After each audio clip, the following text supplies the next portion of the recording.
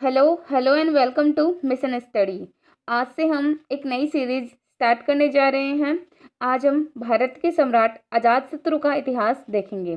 चलिए शुरू करते हैं।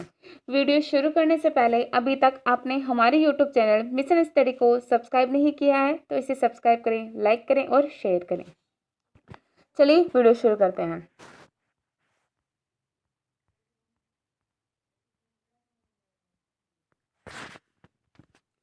आज हम भारत के महान सम्राट अजातशत्रु का इतिहास पढ़ेंगे।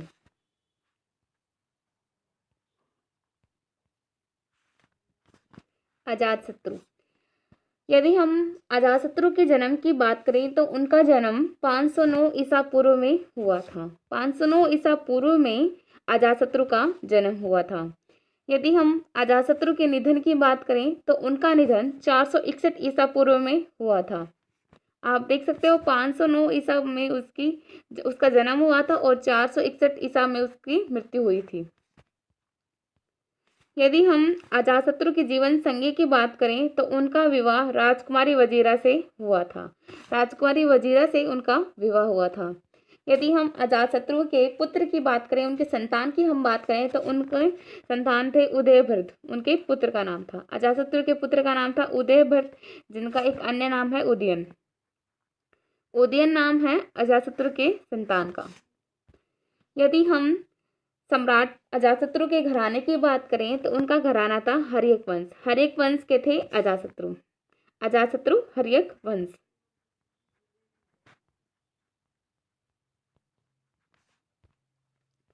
यदि हम अजातशत्रु के पिता की बात करें तो उनके पिता का नाम था बिंबिसार, जिन्हें बिंबिसार भी कहा जाता है। बिंबिसार उनके पिता का नाम था। अजातशत्रु के पिता का नाम था बिंबिसार। यदि हम अजातशत्रु के धर्म की बात करें तो उनका धर्म था जैन और बौद्ध धर्म। वे इन दोनों धर्मों को मानते थे। उनका धर्म था जैन और बौद्ध धर्म। यदि हम अजातशत्रु के शासन अवधि की बात करें तो उनका शासन काल था लगभग 492 ईसा पूर्व से 460 ईसा पूर्व। उन्होंने लगभग 32 वर्ष तक शासन किया। अजातशत्रु ने 32 वर्ष तक शासन किया। अब हम बात करते हैं अजातशत्रु के पूर्ववर्ती कौन थे। अजातशत्रु के पूर्ववर्ती थे बिंबिसार। बिंबिसार जो कि उनके पिता थे। अजातशत्रु से पहले उनके पिता बिंबिसार ने शासन किया था। यदि हम अजातशत्रु के उत्तरवर्ती की बात करें तो अजातशत्रु के बाद उदयभद्र ने शासन किया था। अजातशत्रु के पुत्र उदयभद्र ने अजातशत्रु के बाद शासन किया था और उदयभद्र का एक अन्य नाम है उदयन।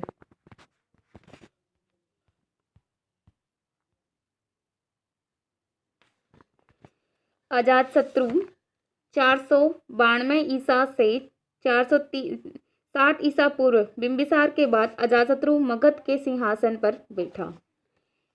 उनके शासन के बारे में बताया गया है। अजातशत्रु 492 ईसा से 460 ईसा पूर्व के समय बिंबिसार के बाद अजातशत्रु मगध के सिंहासन पर बैठा। अजातशत्रु जो थे वे मगध के शासक थे। इनके बचपन का नाम कोणिक था। अजातशत्रु के बचपन का नाम था कोणिक।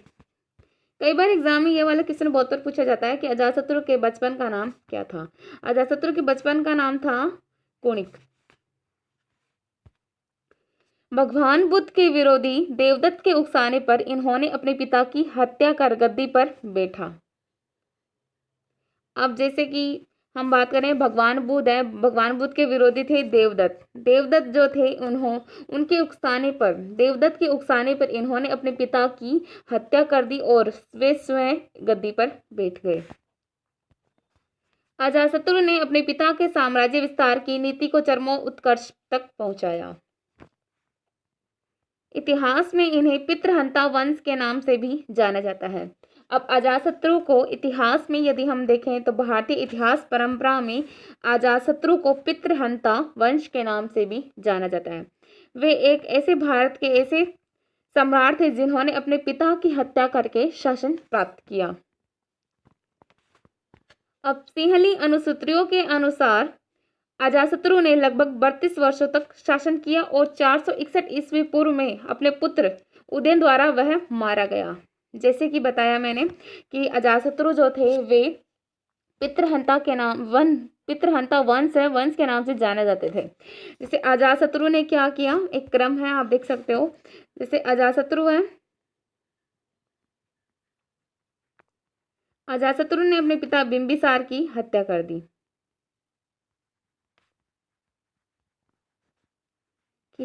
दी, वहीं अजातशत्रु के पुत्र उदयन ने अजातशत्रु की हत्या कर दी। इसीलिए हर्यक वंश को जो है पितृहंता, इस हर्यक वंश को जो है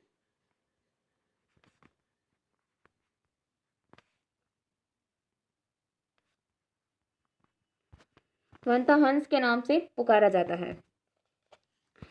जिस प्रकार मैंने बताया कि सिंहली अनुश्रुतियों के अनुसार अजातशत्रु ने लगभग 32 वर्षों तक शासन किया और 461 ईसा पूर्व में अपने पुत्र उदयन द्वारा वह मारा गया।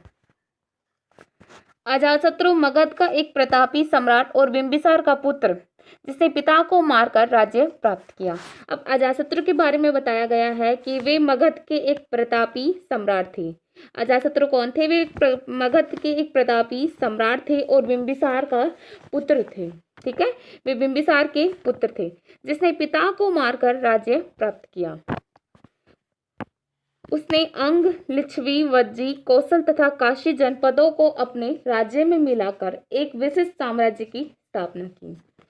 अब जैसे बताया गया है कि ये कुछ मगध के जो जनपद हैं, मगध है और इसके अलावा जनपद हैं ये, जैसे कि अजातशत्रु ने अंग, जनपद है अंग, लिच्छवी, वज्जी, कौशल तथा काशी, इन जनपदों को अपने राज्य में मिलाकर एक विशिष्ट साम्राज्य की स्थापना की। 16 महाजनपद हैं जिनमें मगध की भी गिनती होती है और अंग, लिच्छवी, कौशल, वज्जी, ये सभी जो हैं 16 महाजनपदों में आते हैं। अब एक बार फिर से, इन्होंने अंग, लिच्छवी, वज्जी, कौशल तथा काशी जनपदों को अपने राज्य में मिलाकर एक विचित्र साम्राज्य की स्थापना की। अजातशत्रु के समय में मगध मध्य भारत का एक बहुत ही शक्तिशाली राज्य था। अब जैसे बताया कि अब अजातशत्रु ने कुछ जनपदों पर अपना राज्य स्थापित किया। इसके बाद हम देखें तो अजातशत्रु के समय मगध जो है वह मगध मध्य भारत का एक बहुत ही शक्तिशाली राज्य था। अजातशत्रु के सिंहासन मिलने के बाद वह अनेक राज्य संघर्ष एवं कठिनाइयों से घिर गया। अब जैसे कि बताया गया है कि अजातशत्रु को इतिहास में पितृहंता के नाम से जाना जाता है। तो पितृहंता अजातशत्रु सिंहासन मिलने के बाद वह अनेक राज्य संघर्ष एवं कठिनाइयों से घिर गया, लेकिन अपने बाहुबल और बुद्धिमानी से सभी पर विजय प्राप्त की। लेकिन अजातशत्रु ने अपने बाहुबल और बुद्धिमानी से इन सभी पर विजय प्राप्त की। महत्वाकांक्षी अजातशत्रु ने अपने पिता को कारागार में डालकर कठोर यातनाएं दी, जिससे पिता की मृत्यु हो गई। अब महत्व के आकांक्षी अजातशत्रु ने अपने पिता को जो है कारागार में कैद कर दिया था और उन्हें कारागार में कैद करने पर उन्हें कई प्रकार की यातनाएं दी। अब इससे दुखित होकर कौशल रानी की मृत्यु हो गई। अब इसी दुखद घटना से कौशल रानी की मृत्यु हो गई।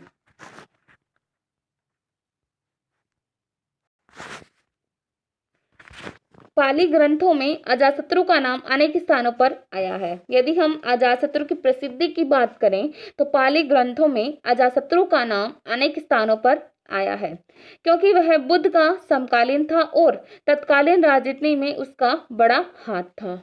अब अजातशत्रु जो थे वे बुद्ध के समकालीन माने जाते थे और उनका तत्कालीन उस समय की जो राजनीतिक परिस्थितियां हैं उनमें उनका बड़ा योगदान था, बड़ा हाथ था। उसका मंत्री वर्ष का कुशल राजनीतिज्ञ था जिसने लिच्छवियों में फूट डालकर साम्राज्य का विस्तार किया।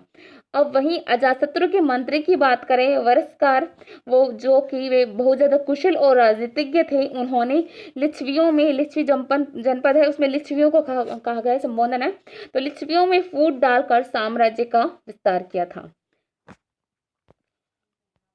कौशल के राजा प्रसेनजीत को हराकर अजातशत्रु ने राजकुमारी वजीरा से विवाह किया था। अब कौशल नरेश हैं, प्रसेनजीत को हराकर अजातशत्रु ने जो है उनकी पुत्री राजकुमारी वजीरा से विवाह किया था, जिसे काशी जनपद स्वतः योतुक रूप में उसे प्राप्त हो गया। अब उन्होंने अजातशत्रु ने लिच्छवी जनपद, कौशल जनपद इन पर आक्रमण करने के बाद काशी जनपद जो वह स्वयं ही योतुक रूप से उसे प्राप्त हो गया। इस प्रकार उसकी इस विजिगीषु नीति से मगध शक्तिशाली राष्ट्र बन गया। अब इस प्रकार की नीति के कारण ही मगध जो है, मगध पाटलिपुत्र यह मध्य भारत का सबसे शक्तिशाली राज्य बन गया। परंतु पिता की हत्या करने के कारण इतिहास में वह सदा अभिशप्त रहा। परंतु एक दाग रह गया उन पर। अजातशत्रु ने इतने महान कार्य किए, लेकिन फिर भी एक जो कमी है, एक दोष है उनका कि उन्होंने पितृ की हत्या करने पर, उनके पिता की हत्या करने के कारण इतिहास में वह सदा अभिशप्त रह गया। उनकी जो उपलब्धियां हैं वह किसी को याद नहीं रही, लेकिन यह उनकी पितृहंता जिन्होंने अपने पिता का वध किया, यह बात जो है उनके लिए अभिशप्त बन गई। प्रसेनजीत का राज्य कौशल के राजकुमार विदुडुभ ने छीन में ही विदुडुभ ने शाक्य प्रजातंत्र का ध्वंस किया। अब कौशल का जो राज्य था, कौशल जनपद के राजकुमार थे विदुडुभ ने प्रसेनजीत का जो राज्य था कौशल के ही राजकुमार थे विदुडुभ ने शाक्य प्रजातंत्र का ध्वंस किया था। उन्होंने यह राज्य छीन लिया था। अब आगे देखते हैं अजातशत्रु के क्रम में। तो अजातशत्रु ने भगवान महावीर स्वामी को सर्वोच्च सम्मान में रखा था। जैसे मैंने बताया कि अजातशत्रु के धर्म थे, पहला जैन धर्म, दूसरा बौद्ध धर्म।